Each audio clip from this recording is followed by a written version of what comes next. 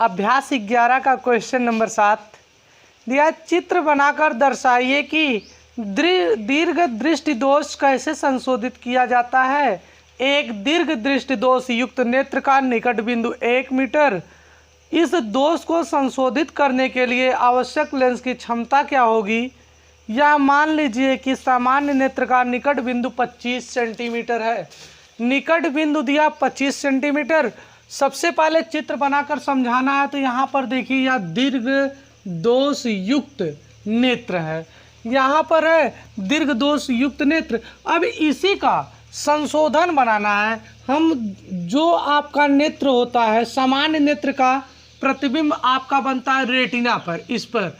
यह दोष युक्त जो नेत्र है, यहाँ देखिए प्रतिबिंब जो बनता है रेटिना और बाह्य बिंदु के मध्य, अर्थात रेटिना के पीछे बनता है। और संशोधन करने पर, जब इसको हम संशोधन करते हैं, दीर्घ दृष्टि दोष युक्त नेत्र को संशोधित करने के लिए व्यक्ति को उत्तल लेंस का चश्मा पहनना चाहिए। जब उत्तल लेंस का चश्मा इसे हम पहनाते हैं तो यह नेत्र का जो प्रतिबिंब है संशोधित होकर के, नेत्र का प्रतिबिंब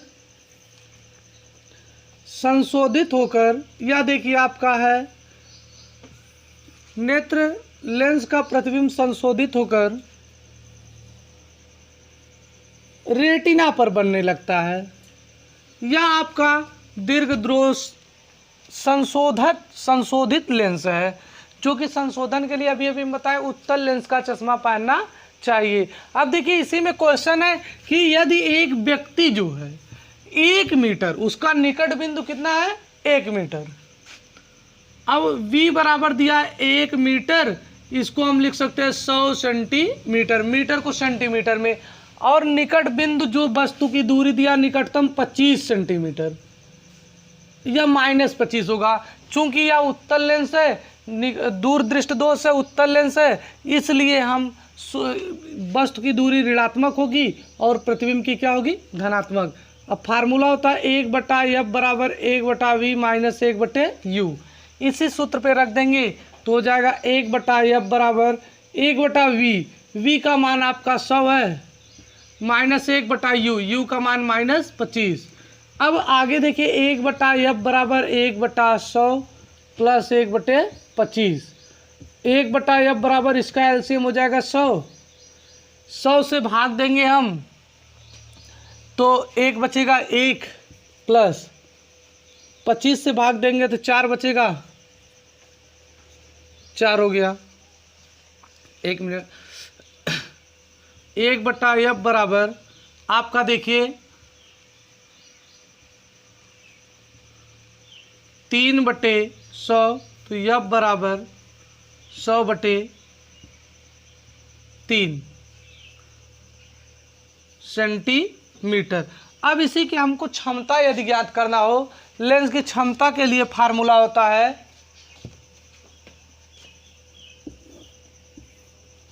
लेंस की फोकस दूरी आपकी हो गई 100/3 सेंटीमीटर।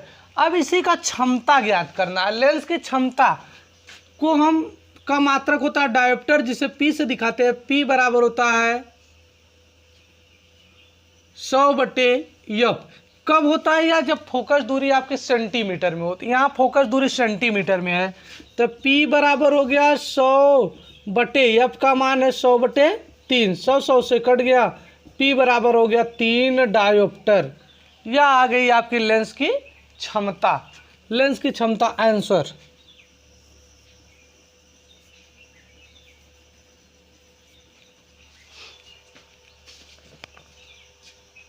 अब देखिए क्वेश्चन नंबर 8 है।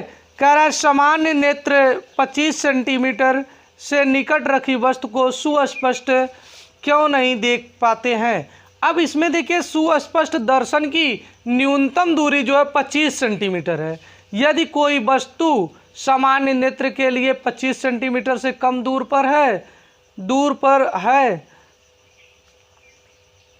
पर रखी हुई है तो उस वस्तु का प्रतिबिंब दृष्टि पटल पर स्पष्ट नहीं बन पाता, जिसके कारण परिणामी प्रतिबिंब धुंधला होता। अर्थात 25 सेंटीमीटर से कम दूरी पर रखी वस्तु का प्रतिबिंब इसलिए स्पष्ट नहीं बनता क्योंकि दृष्टि पटल पर प्रतिबिंब स्पष्ट रूप से नहीं बन पाता है, जिससे हमें प्रतिबिंब धुंधला दिखाई देता है। क्वेश्चन नंबर 9 दिया था, जब हम नेत्र से किसी वस्तु को दूर को बढ़ा देते हैं तो नेत्र में प्रतिबिंब दूरी का क्या होता है। 9वां क्वेश्चन है, जब हम नेत्र से किसी वस्तु की दूरी को बढ़ा देते हैं तो नेत्र से प्रतिबिंब दूरी का क्या होता है। देखिए, जब हम नेत्र से बढ़ा देते हैं तो यह क्या है, प्रतिबिंब दूरी समान रहती है, क्योंकि वस्तु की दूरी अधिक होने पर अभिनेत्र लेंस की फोकस दूरी सिलियरी मांसपेशियों द्वारा इस प्रकार समायोजित कर दी जाती है ताकि प्रतिबिंब दृष्टि पटल पर बने। अर्थात जब हम वस्तु की दूरी को बढ़ाते हैं तो मांसपेशियों द्वारा प्रतिबिंब को समायोजित कर लिया जाता है, जिससे आपका अभिनेत्र लेंस की फोकस दूरी सिलियरी मांसपेशियों द्वारा समायोजित हो जाती है और हमारा प्रतिबिंब दृष्टि पटल पर ही बनता है। क्वेश्चन नंबर 10, तारे क्यों टिमटिमाते हैं। वायुमंडलीय अपवर्तन के कारण तारे टिमटिमाते हुए प्रतीत होते हैं। वायुमंडल में महीन महीन कणों से जब प्रकाश किरण अपवर्तित होती है तो वह लगातार इस अपवर्तन के कारण हमें तारे टिमटिमाते हुए दिखाई देते हैं। क्वेश्चन नंबर 11 है, व्याख्या कीजिए कि ग्रह क्यों नहीं टिमटिमाते हैं। ग्रह क्यों नहीं टिमटिमाते। ग्रह, देखिए, ग्रह तारों की अपेक्षा पृथ्वी के निकट हैं और ये प्रकाश के विस्तृत स्रोत की भांति माने जाते हैं। अगर हम ग्रह को बिंदु आकार के अनेक प्रकाश स्रोतों का संग्रह मान लें तो सभी बिंदु आकार के प्रकाश स्रोतों से हमारी आँखों में आने वाले प्रकाश की मात्रा में कुल परिवर्तन का औसत शून्य होगा, जिसके कारण ग्रहों के टिमटिमाने का प्रभाव लगभग शून्य हो जाता है। अर्थात देखिए, तारे जो हैं, हमारे ग्रह जो हैं तारों से बहुत ही नज़दीक हैं और नज़दीक होने के कारण यह इनका, अगर हम ग्रह को बिंदु आकार के अनेक प्रकाश स्रोतों का संग्रह मान लें तो बिंदु आकार के प्रकाश स्रोत से हमारी आँखों में आने वाले प्रकाश की मात्रा कुल परिवर्तन के औसत शून्य हो जाएगी, इसलिए ग्रह टिमटिमाते नहीं हैं। आखिरी क्वेश्चन है 13, किसी अंतरिक्ष यात्री को आकाश नीले की अपेक्षा काला क्यों प्रतीत होता है।